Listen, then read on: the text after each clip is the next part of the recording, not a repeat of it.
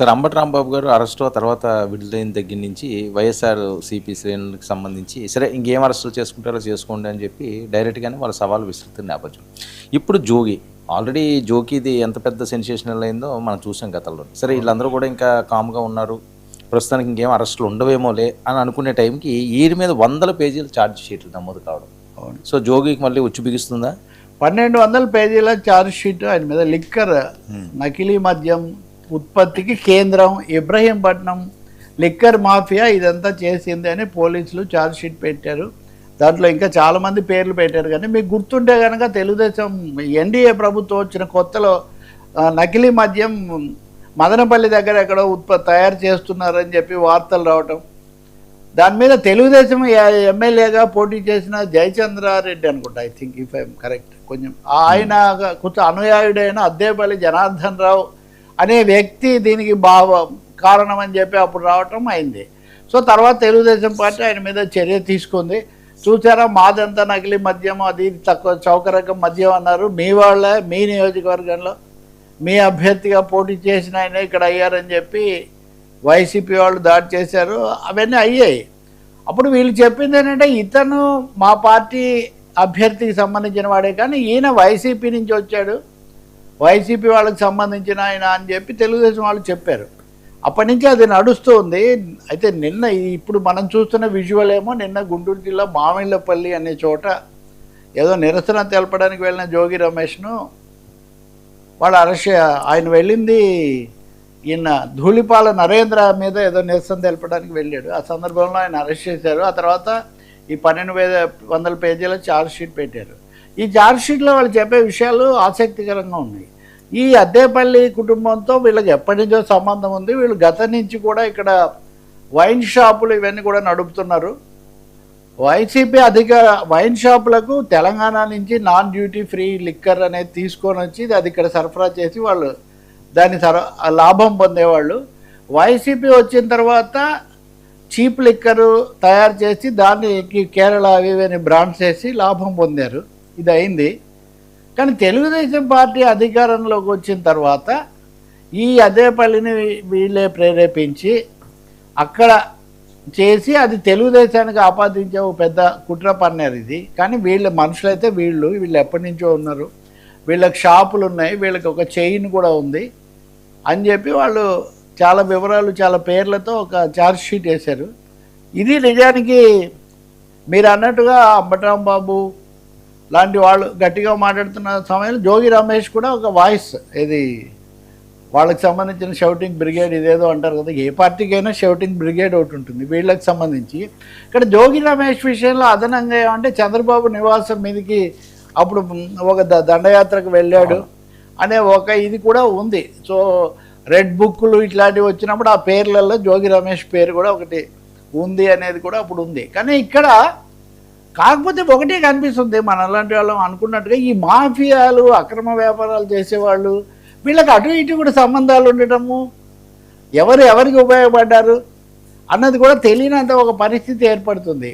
తప్పకుండా ఇది ఒక సీరియస్ ఛార్జ్షీట్ కోర్టులో ఇంత విస్తృతంగా సమర్పించినప్పుడు జోగి రమేష్కు లిక్కర్ వచ్చు తప్పకుండా బిగుసుకుందనే భావించాలి. ఏదో 2 వీలర్ మీద వెళ్తుంటే పట్టుకున్నారు. అవునండి, అవును. అదిగో ఆయన మాజీ మంత్రిని అది అన్నారు, కొంత నిరసన డ్రామా బాగా నాటకీయంగానే ఆయన అరెస్ట్ చేశారు. ఆయన మీద నిఘా వేసి అంతకుముందు కూడా ఆయన ఇంట్లో ఏదో ప్రమాదం జరగడం ఇట్లాంటివి చాలా ఉన్నాయి జోగి రమేష్కు సంబంధించి. ఒక 60 ఘటనలు ఇప్పటివరకు జరిగాయి. కానీ ఇప్పటికీ అది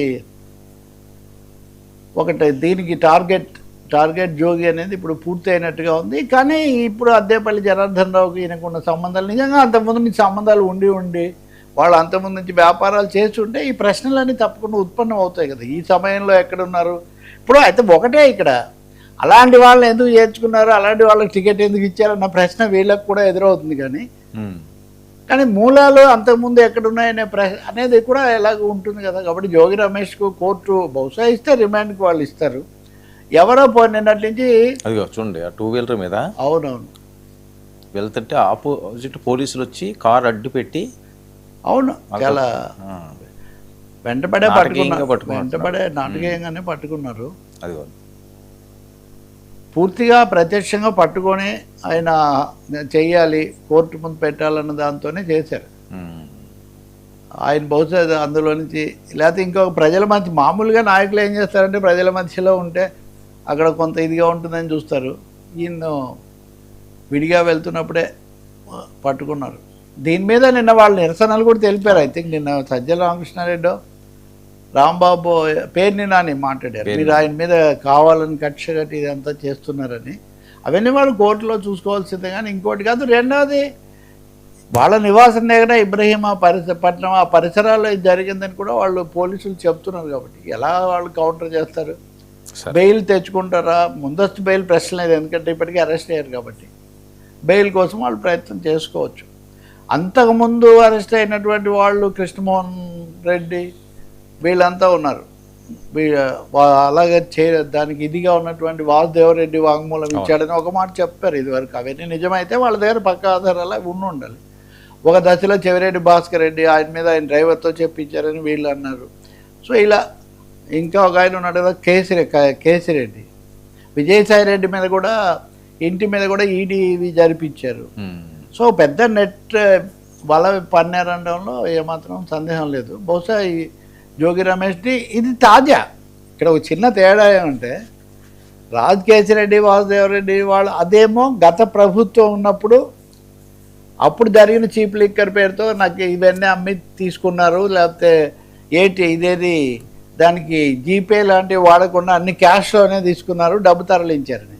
జోగి రమేష్ది చాలా ఆసక్తికరంగా కొత్త ప్రభుత్వం వచ్చిన తర్వాత చంద్రబాబు గారి సొంత జిల్లాలో మదనపల్లి లాంటి ముఖ్యమైన కేంద్రంలో నకిలీ మద్యం మీరే చేశారు అని వీళ్ళు ఆరోపించటం. ఇప్పుడు వైసీపీ వాళ్ళ ఆరోపణ ఏంటి? మీ వాళ్ళది మా మీదకి తోస్తున్నారని. వీళ్ళ ఆరోపణ ఏంటి? మీది పట్టుబడితే మా మీదకి తోస్తున్నారు. కాదయా, వాళ్ళు ముందు నుంచి మీ వాళ్ళే, అంతకుముందు కూడా మీరు వ్యాపారం చేశారు అని చెప్తున్నారు. ఇంకా కోర్టు ఏం చెప్తుందో మనం, అంటే బెయిల్ వేరు, కేసు వేరు. బెయిల్ రావడం